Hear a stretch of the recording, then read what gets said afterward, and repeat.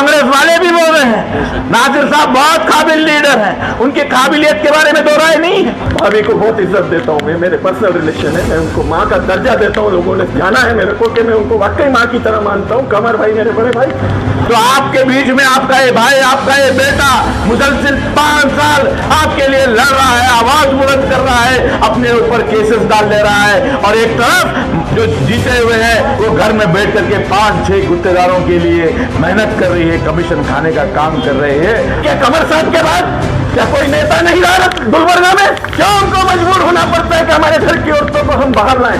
इतने कमजोर हैं, इतने नामर्द हो गए, इतने बुज़दिल हो गए, शर्म आनी चाहिए। ऐसी घटिया सोच रखने वाला एक चंदू पाटिल भारतीय जनता पार्टी का उम्मीदवार मुसलमान मोहल्लों में 30% करेगा, हिंदू एरिया में 70% करेगा, ये कहां का इंसान? नासिर हुसैन उस्ताद जीत के आएगा तो 100% डेवलपमेंट हिंदू एरिया में होगा, दलित मोहल्लों में होगा, और मुस्लिम मोहल्ले का भी 100% डेवलपमेंट होगा। उसके अंदर नाइंसाफी करने का मिजाज नासिर हुसैन उस्ताद का नहीं है। अगर दुनिया में आए हो तो सर उठा के जीना सीखो, जब अगर सर झुका के जीने से अच्छा है सर कटा लो। हुसैन इब्न अली की शहादत को याद करना, खाली एक ऐसे कायद की जरूरत है आपको जो आपके लिए अपना सर कटाना भी जानता हो, आपके लिए लड़ना जानता हो, आपके लिए मरना जानता हो, और वक्त आए तो आपके लिए मरना भी जानता हो। नासिर में वो क्वालिटी है।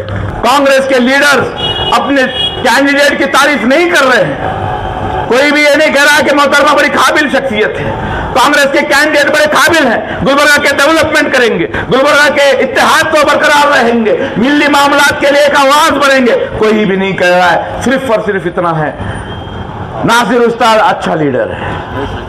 कांग्रेस वाले भी बोल रहे हैं नासिर साहब बहुत काबिल लीडर हैं, उनकी काबिलियत के बारे में दो राय नहीं है।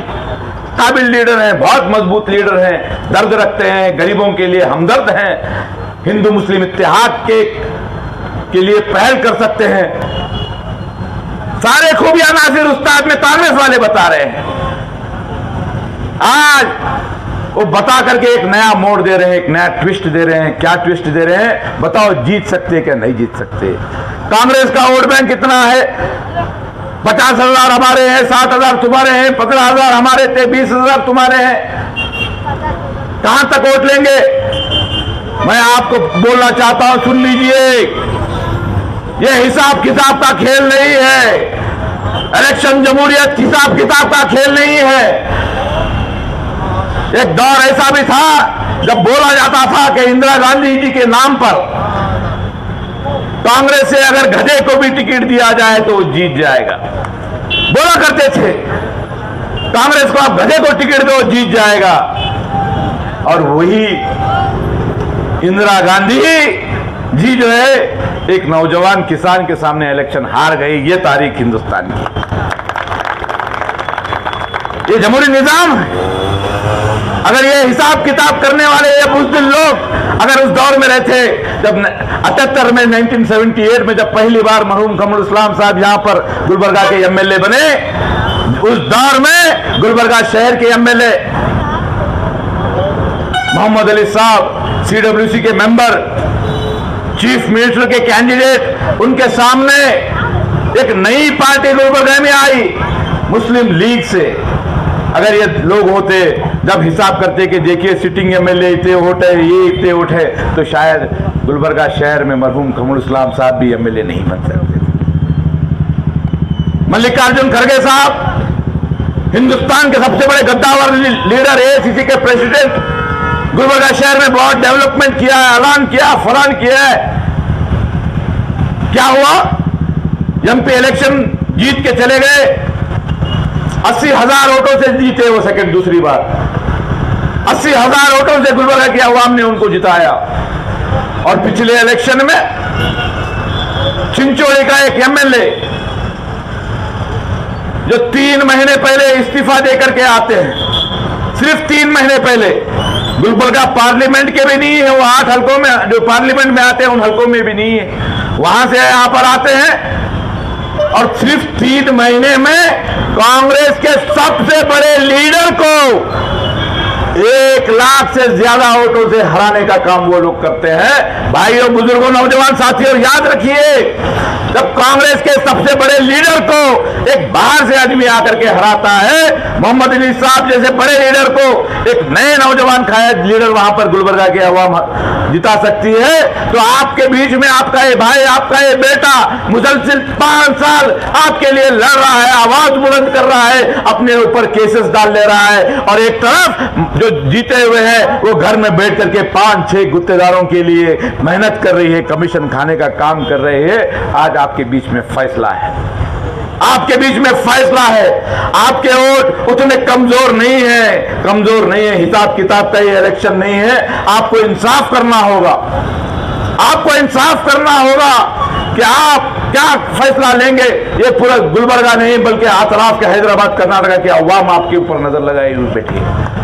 ये कारपोरेशन का इलेक्शन नहीं है। साजिद यहां पर बैठा है, जिलानी यहां पर बैठा है। ये कारपोरेशन का इलेक्शन नहीं है। 55 कारपोरेटर है। गुलबर्गा की सीट मुस्लिम अक्सरियत की सीट है। यहां एक सेकुलर मिजाज गुलबर्गा में चला है। आज इस फिजा को बिगाड़ने के लिए भारतीय जनता पार्टी का उम्मीदवार चंदू पाटिल नॉमिनेशन फाइल करता है और तकारीर देता है कि गुलबर्गा नॉर्थ पाकिस्तान हो जाता अगर नरेंद्र मोदी नहीं आता। गुलबर्गा नॉर्थ का डेवलपमेंट जीत के आएगा तो 70% हिंदू मोहल्लों में डेवलपमेंट करेगा, 30% मुस्लिम एरिया में डेवलपमेंट करेगा। शर्म आनी चाहिए, शर्म आनी चाहिए। ऐसी घटिया सोच रखने वाला एक चंदू पाटिल भारतीय जनता पार्टी का उम्मीदवार मुसलमान मोहल्लों में 30% करेगा, हिंदू एरिया में 70% करेगा। ये कहां का इंसाफ। नासिर हुसैन उस्ताद जनता दल सेक्युलर का एक कैंडिडेट यहां पर मुस्लिम मोहल्ले में ठहर करके ऐलान कर रहा है। सुन लीजिए, सोशल मीडिया के जरिए हमारे हिंदू भाई भी सुन लीजिए, हमारा दलित भाई भी सुन लीजिए। नासिर हुसैन उस्ताद जीत के आएगा तो 100% डेवलपमेंट हिंदू एरिया में होगा, दलित मोहल्ले में होगा और मुस्लिम मोहल्ले का भी 100% डेवलपमेंट होगा। उसके अंदर नाइंसाफी करने का मिजाज नासिर हुसैन उस्ताद का नहीं है। नासिर उस्ताद जिंदाबाद, ये सीख हमारे माँ बाप ने हमें नहीं सिखाई है, ये सीख हमारे इस्लाम ने हमें नहीं सिखाई है। गंदी जहन, छोटी जहन, सबसे ताकतवर दुश्मन हमारे सामने आ रहा है और हम लड़ाई के लिए किसको आगे कर रहे हैं? कौन आगे बढ़ना चाहिए लड़ने के लिए उस ताकतवर आदमी के साथ? हमारे दलित भाई हमारे साथ जुड़ रहे हैं। बहुत सारी तादाद में हमारे दलित भाई यहां पर मौजूद है, हिंदू माए यहां पर मौजूद। मैं आपको कहना चाहता हूं, डरने की जरूरत नहीं है, डरने की जरूरत नहीं है।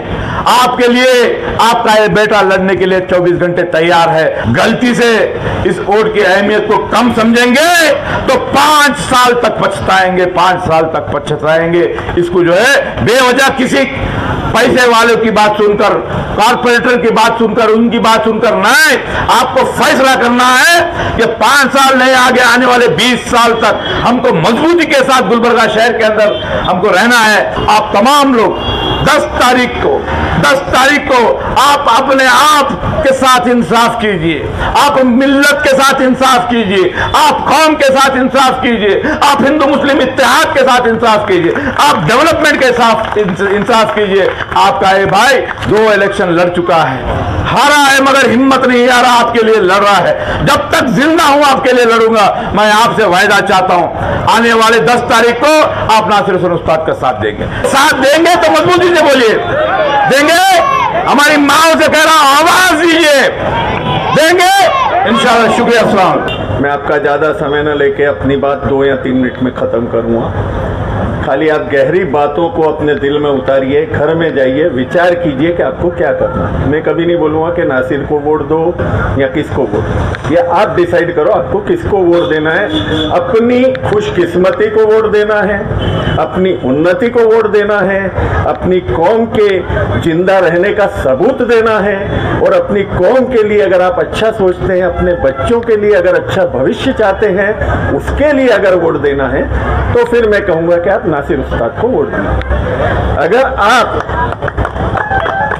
आज जो देश के हालात हैं, टुकड़े टुकड़े में इस देश को बांट दिया गया, जाति के नाम पे लड़ा दिया गया। हिंदू मुस्लिम सिख ईसाई को इतनी बुरी तरह लड़ा दिया कि जो हमारे आपसी जो भाईचारा थे, जो सदियों से चला रहा था, आज वो खतरे में। और मुसलमान कौम एक जिंदा कौम है, मुर्दों की बस्ती में रह के भी अपने आप का परिचय देते कि वाकई में जिंदा हूं।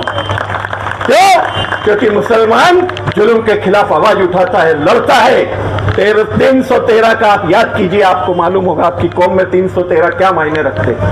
313 थे, लेकिन एकता ने हजारों की भीड़ को पीछे धकेला था। ये कौम जुझारू कौम है। क्यों गफलत में आते हो? क्यों अपने वोटों को बांट के नाशुक्र इंसानों को बिठाते हो आप? हमारा वोट बिकाऊ नहीं है। मैं अक्सर कहता हूं कि कुरान का फरमान है कि मुसलमान कभी बिक नहीं सकता। कुरान का फरमान है कि मुसलमान कभी बिक नहीं सकता, और अल्लाह का फरमान है कि ईमान कभी झुक नहीं सकता। जो झुक गया वो मर गया। अगर दुनिया में आए हो तो सर उठा के जीना सीखो। जब अगर सर झुका के जीने से अच्छा है सर कटा लो। हुसैन इब्ने अली की शहादत को याद करना। कहते हैं ना, खुदा के नूर की आवाज को कोई दबा न सका, खुदा के नूर की आवाज को कोई दबा न सका, नबी के घर के दिए को कोई बुझा न सका। यजीद ढाता रहा करबला में सारे सितम, हुसैन इब्ने अली को मगर हरा न सका। आज यजीदों की बस्ती में आप बैठे हो, लेकिन ईमान के साथ खड़े रहोगे, अल्लाह आपका साथ देगा। आपको कोई झुका नहीं सकता, कोई मिटा नहीं सकता, कोई हरा नहीं सकता। खाली एक ऐसे कायद की जरूरत है आपको, जो आपके लिए अपना सर कटाना भी जानता हो, आपके लिए लड़ना जानता हो, आपके लिए मरना जानता हो, और वक्त आए तो आपके लिए मरना भी जानता हो। नासिर में वो क्वालिटी है। हम उसके खिलाफ ही लड़ते आए हैं, आज उसके लिए खड़े हुए हैं। क्योंकि जब हमने दगर की हालात को देखा कि आज वाकई यहाँ पे एक मजबूत शख्सियत की जरूरत है। भाभी को बहुत इज्जत देता हूँ मैं, मेरे पर्सनल रिलेशन है, मैं उनको माँ का दर्जा देता हूँ। लोगों ने जाना है मेरे को कि मैं उनको वाकई माँ की तरह मानता हूँ। कमर भाई मेरे बड़े भाई। लेकिन क्या कमर साहब के बाद क्या कोई नेता नहीं रहा गुलबर्गा में? क्यों हमको मजबूर होना पड़ता है कि हमारे घर की औरतों को हम बाहर लाएं? क्या इतने कस्म कमजोर है, इतने नामर्द हो गए, इतने बुज़दिल हो गए हम? मजबूरी में हमको लाना पड़ा। आज मजबूर है, वो कुछ नहीं कर सकते। हम उनको सम्मान देते हैं, रिस्पेक्ट करते हैं, और ये चाहते हैं कि साथ में साथ दूसरी माता और बहनों का भी सम्मान हो, उनकी अस्मत को लूटा ना जाए, उनकी इज्जत को बरकरार रखा जाए, उनके बच्चों को रोजगार मिले। आपको अपने घरों से कसम खाइए, आज हाथ उठा के कसम खाइए, 10 तारीख के दिन आप अपने पूरे परिवार जितने भी वोट है आपके पड़ोस में आप लेके निकलेंगे, और मत पेटी में निशान को याद रखना। क्या है निशान? क्या है निशान? भारी वाली औरत। नंबर 3, इसको कभी मत भूलना। ये 3 नंबर, यह आपके भविष्य का नंबर है, आपकी खुशियों का नंबर है। इसको याद करके जाइए, वोट दीजिए, और नासिर भाई के हाथों को मजबूत कीजिए। आखिर में आप सबके लिए एक दुआ पढ़ के जाता हूं कि फानुश बनकर जिसकी हिफाजत हवा करे, वो शम्मा क्या बुझे जिसे रोशन खुदा करे।